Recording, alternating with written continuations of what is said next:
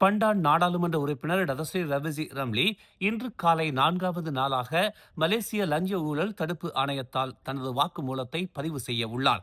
அதிகார துஷ்பிரயோகம் மற்றும் நிதி முறைகேடு குற்றச்சாட்டுகள் குறித்த விசாரணைகளுக்கு உதவும் வகையில் ஆணையம் நேற்று 3வது நாளாக அவரிடம் விசாரணை நடத்தியதை தொடர்ந்து இது நடைபெறுகிறது. இந்த விசாரணை பொருளாதார அமைச்சுக்கும் இங்கிலாந்தைச் சேர்ந்த ஆம் லிமிடெட் நிறுவனத்திற்கும் இடையே செமி கண்டக்டர் எனப்படும் குறைக்கடத்தி துறையில் ஏற்பட்ட 1.1 பில்லியன் முதலீடு மற்றும் மூலோபாய கூட்டாண்மை ஒப்பந்தத்தை சுற்றி நடைபெறுகிறது.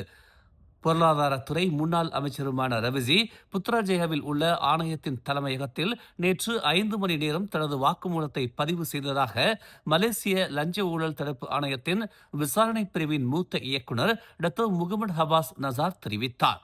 ரவிசி பிற்பகல் சுமார் 2 மணி அளவில் MACC தலைமையகத்திற்கு வந்ததாக அவர் கூறினார். குடிநுழைவு சட்டத்தின் கீழ் பல்வேறு குற்றங்களுக்காக மே 4ஆம் தேதி நாடு தழுவிய அளவில் 32 நடவடிக்கைகளில் ஆவணங்கள் இல்லாத நூற்றுக்கணக்கான புலம்பெயர்ந்தோரும் அவர்களுடன் 13 முதலாளிகளும் குடிநுழைவு துறையால் தடுத்து வைக்கப்பட்டுள்ளனர். குடிநுழைவுத்துறை வசதிகளை தவறாக பயன்படுத்துவது உள்ளிட்ட இந்த பிரச்சனையை கையாளுவதற்காக குடிநுழைவுத்துறை நடவடிக்கைகளை தீவிரப்படுத்தியுள்ளது என்று குடிநுழைவுத்துறை அமலாக்க இயக்குநர் டத்தோ ஜகாரியா ஷபான் தெரிவித்தார்.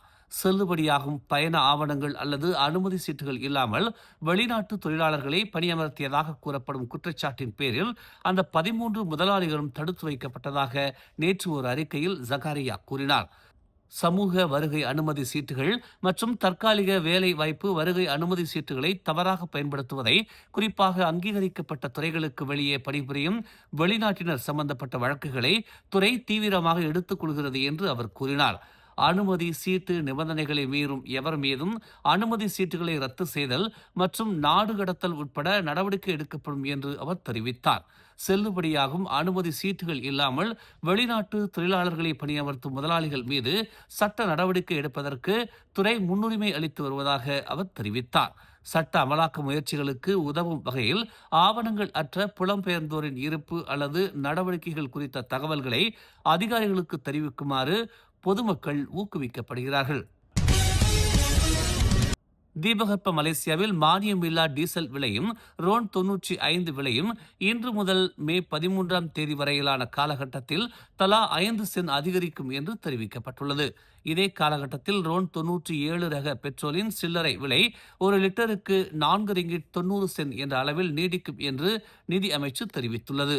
மானியம் இல்லாத ரோன் 95 விலை ஒரு லிட்டருக்கு 3 ரிங்கிட் 97 சென்னிலிருந்து 4 ரிங்கிட் 2 சென்னாகவும், தீபகற்ப மலேசியாவில் டீசல் விலை ஒரு லிட்டருக்கு 5 ரிங்கிட் 12 சென்னிலிருந்து 5 ரிங்கிட் 17 சென்னாகவும் அதிகரிக்கும் என்று அது தெரிவித்துள்ளது.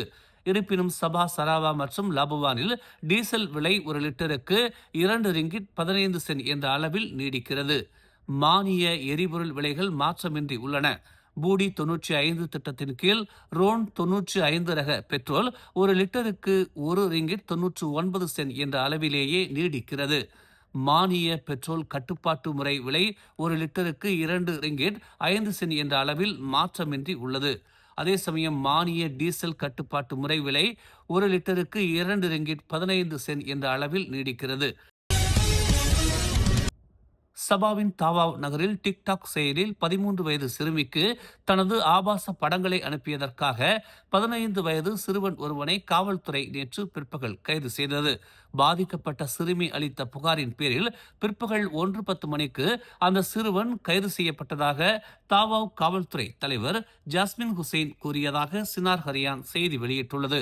ஏப்ரல் 29ஆம் தேதி இரவு சுமார் 7 மணி அளவில் தாம் ஒரு துரித உணவகத்தில் இருந்தபோது சந்தேக நபரிடமிருந்து ஆபாசமான செய்திகளை பெற்றதாக அந்த சிறுமி தெரிவித்துள்ளார்.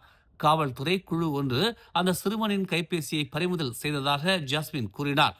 சந்தேக நபருக்கு இதற்கு முன் எந்த குற்றப்பதிவும் இல்லை என்று அவர் தெரிவித்தார்.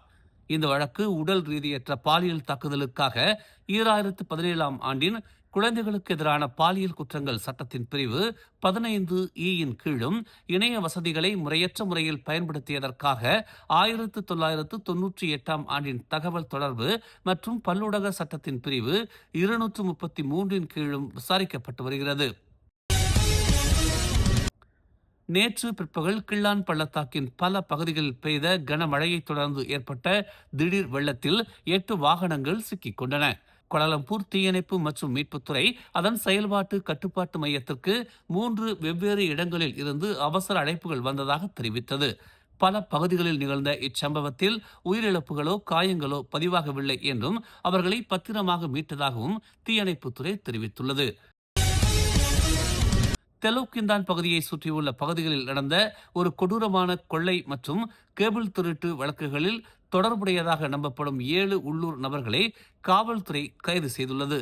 ஹிலிர்பேரா காவல்துறை தலைவர் சுவா ஹோக்லியான் 20 முதல் 30 வயதுக்கு உட்பட்ட சந்தேக நபர்கள் அனைவரும் தெலுக்கிந்தான் மற்றும் பஹாங்கின் பெந்தோங் பகுதிகளில் கைது செய்யப்பட்டதாக தெரிவிக்கப்பட்டுள்ளது. கைது செய்யப்பட்ட 7 சந்தேக நபர்களில் 3 தெலுக்கிந்தான் பகுதியை சுற்றியுள்ள இடங்களில் வீடு புகுந்து திருடும் வழக்குகள் மற்றும் 6 கேபிள் திருட்டு சம்பவங்களில் ஈடுபட்டதாக நம்பப்படுவதாகவும் இதன் விளைவாக 2 லட்சம் ரிங்கிட் மதிப்பிலான இழப்புகள் ஏற்பட்டதாகவும் அவர் கூறினார்.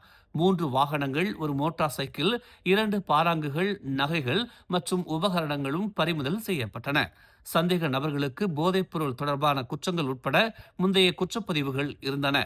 மேலும் அவர்களில் 5 பேர் மெத்தாம்பெத்தமைன் ரக போதைப்பொருள் பயன்படுத்தியது தெரிய வந்துள்ளது. ஏப்ரல் 17ஆம் தேதி நடந்த ஒரு சம்பவத்தில் தெலுக்கிந்தானின் பக்கான் பாரிவில் உள்ள ஒரு குடியிருப்பில் ஒரு கும்பல் நடத்திய கொள்ளையின் போது முதியவர் ஒருவர் கத்தியால் வெட்டப்பட்டதில் உயிரிழந்தார் என்பது குறிப்பிடத்தக்கது. மேலும் செய்திகளை தெரிந்து கொள்ள தமிழ் மலர் இணையதளம், தமிழ் மலர் செயலி மற்றும் மலர் டிவி யூடியூப் சேனலை வலம் வாருங்கள். எங்களோடு இணைந்திருக்க மலர் டிவியை பதிவு செய்து கொள்ளுங்கள். உறவுகள் மகிழ்ந்திட விருப்பம் மற்றும் பகிர்வு சேவையை சொடுக்கிடுங்கள்.